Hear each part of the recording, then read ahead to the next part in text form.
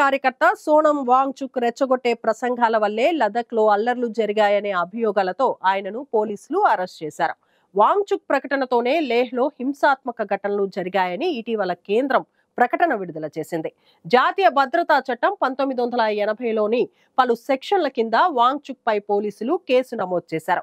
దేశ భద్రతకు ముప్పుగా పరిగణించే వ్యక్తులపై జాతీయ భద్రతా చట్టం 1980ను ప్రయోగిస్తుంటారు. సంఘ విద్రోహులను దేశంలో శాంతి భద్రతలకు విఘాతం కలిగించకుండా అడ్డుకోవటమే ఈ చట్టం ప్రధాన లక్ష్యం కాగా, ఈ చట్టం నిరంకుశమైందేనన్న విమర్శలు ఉన్నాయి.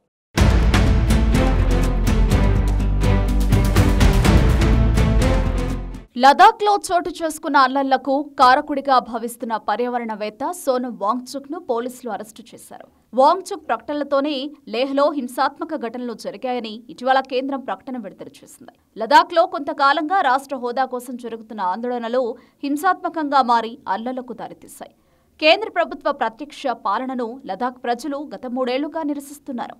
అదే సమయంలో తమ భూమి, సంస్కృతి, వనరుల పరిరక్షణ కోసం రాజ్యాంగ భద్రత ఉండాలని కోరుతున్నారు. ఈ నేపథ్యంలో రాష్ట్ర హోదా కోసం పర్యావరణ ఉద్యమకారుడు సోనం వాంగ్చుక్ చేపట్టిన నిరాహార దీక్ష ఉద్రిక్తంగా మారిన నేపథ్యంలో పోలీసులు ఆయనను అరెస్టు చేశారు. రాష్ట్ర హోదా కోసం నిరసనలు జరుగుతున్న వేళ లదాఖ్లో జరిగిన అల్లర్ల అంశం యావత్ దేశంలో చర్చనీయాంశంగా మారింది. సోనం వాంగ్చుక్ రెచ్చగొట్టే ప్రసంగాల వల్లే సెప్టెంబర్ 24న అల్లర్లు జరిగాయనే అభియోగాలతో ఆయనను లదాఖ్ పోలీసులు అరెస్టు చేశారు. జాతీయ భద్రతా చట్టం 1980లోని పలు సెక్షన్ల కింద వాంగ్చుక్ పై కేసులు నమోదు చేశారు. లేహ్లో జరిగిన అల్లర్లలో 4 చనిపోగా 90 మందికి పైగా గాయపడిన కొన్ని రోజుల తర్వాత ఈ కీలక పరిణామం చోటు చేసుకుంది. దేశ భద్రతకు ముప్పుగా పరిణమించే వ్యక్తులపై జాతీయ భద్రతా చట్టం 1980ను ప్రయోగిస్తుంటారు. అలాంటి సంఘ విద్రోహులను దేశంలో శాంతి భద్రతలకు విఘాతం కలిగించకుండా అడ్డుకోవడమే ఈ చట్టం ప్రధాన లక్ష్యం. ఈ చట్టం కింద ఎవరిపై అయినా కేసు నమోదైతే ఆయా వ్యక్తులను కేంద్రం, రాష్ట్ర ప్రభుత్వాలు అదుపులోకి తీసుకుంటాయి, అరెస్టు చేస్తాయి. ఈ అభియోగాలను ఎదుర్కొనే వ్యక్తిని గరిష్టంగా 12 నెలల పాటు నిర్బంధించే అధికారం ప్రభుత్వానికి ఉంటుంది. ఒకవేళ అవసరం అనుకుంటే ఈ గడువును ప్రభుత్వం మరింత పొడిగించొచ్చు.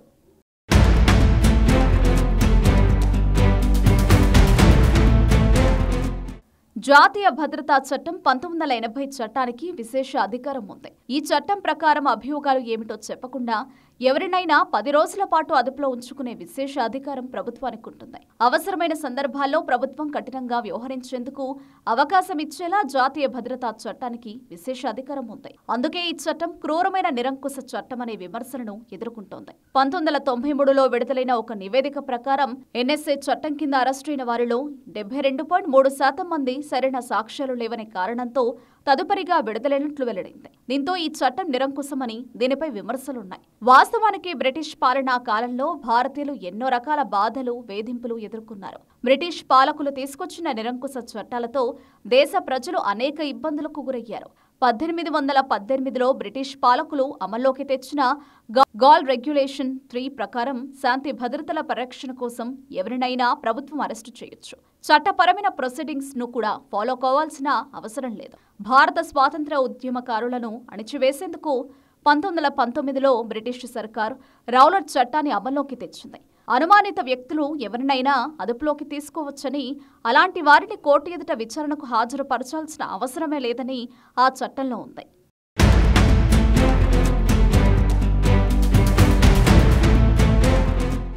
ఇక మన దేశానికి స్వాతంత్రం వచ్చిన తర్వాత ప్రివెన్షన్ డిటెన్షన్ యాక్ట్ను అమల్లోకి తీసుకురాగా దీని అమలు గడువు 1969 డిసెంబర్ 31తో ముగిసింది.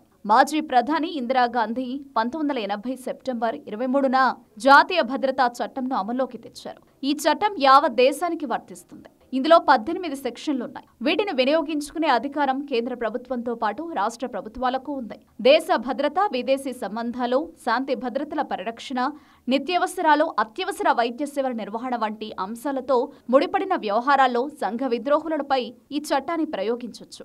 అనుమానాస్పద కార్యకలాపాలు సాగిస్తున్న విదేశీయులను అదుపులోకి తీసుకోవచ్చని, వారిని భారత్ నుంచి బహిష్కరించొచ్చని ఈ చట్టం చెబుతోంది. సాధారణ అభియోగాలతో అరెస్టయ్యే వ్యక్తులకు భారత రాజ్యాంగ హక్కులు లభిస్తాయి. ఎవరినైనా అరెస్టు చేస్తే వారిని ఎందుకు అరెస్టు చేశారు అనే అంశాన్ని అరెస్టైన వ్యక్తికి పోలీసులు తెలియజేస్తారు. దీనికి అనుగుణంగా అరెస్టైన వ్యక్తి తన న్యాయవాది ద్వారా కోర్టులో న్యాయ పోరాటం చేసుకోవచ్చు. అరెస్టైన వ్యక్తికి అరెస్టుకు గల కారణాన్ని తెలియజేయాలి అని క్రిమినల్ ప్రొసీజర్ కోడ్లోని సెక్షన్ 50 చెబుతోంది. కానీ ఎన్ఎస్ఏ చట్టం కింద కేసును ఎదుర్కొనే వ్యక్తిని అరెస్టుకు గల కారణాన్ని చెప్పకుండా 10 రోజుల వరకు అదుపులో ఉంచుకోవచ్చు. సాధారణ కేసులో ఎవరినైనా పోలీసులు అరెస్టు చేస్తే 24 గంటల్లోగా కోర్టు ఎదుట హాజరుపరచాలని సిఆర్పిసిలోని 56, 76 సెక్షన్లు చెబుతున్నాయి. కానీ ఎన్ఎస్ఏ కేసును ఎదుర్కొనే వారికి ఈ నిబంధన వర్తించదు. వారిని 24 గంటల్లోగా కోర్టు ఎదుట హాజరుపరచాల్సిన అవసరం లేదు. కనీసం న్యాయవాదిని సంప్రదించే అవకాశాన్ని కూడా ఎన్ఎస్ఏ కేసులో ఉన్నవారికి కల్పించరు.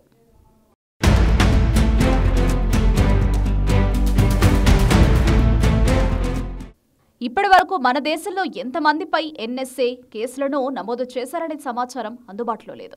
ఈ కేసులను ఎదుర్కొన్న వారిలో చాలా వరకు సామాజిక కార్యకర్తలు, నిరసనకారులే ఉన్నారు. 2020 ఫిబ్రవరిలో ఉత్తరప్రదేశ్ రాష్ట్ర ప్రభుత్వం పిల్లల వైద్య నిపుణుడు డాక్టర్ కపిల్ కుందర్పై ఎన్ఎస్ఏ కేసును ప్రయోగించింది. రాష్ట్ర ప్రభుత్వాన్ని విమర్శించారనే అభియోగాలను ఆయనపై నమోదు చేశారు. తదుపరిగా అలీగఢ్ కోర్టు డాక్టర్ కపిల్కు బెయిల్ను మంజూరు చేసింది.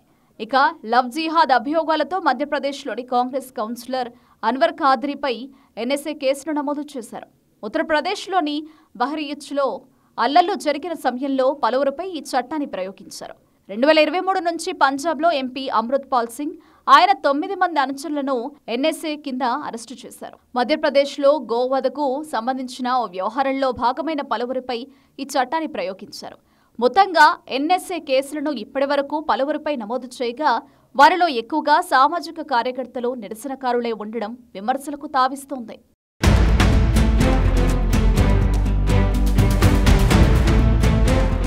జాతీయ భద్రతా చట్టం 1980 చట్టానికి ఉన్న విశేష అధికారంతో అభియోగాలు ఏమిటో చెప్పకుండా ఎవరినైనా 10 రోజుల పాటు అదుపులో ఉంచుకునే అధికారం ప్రభుత్వానికి ఉంటుంది.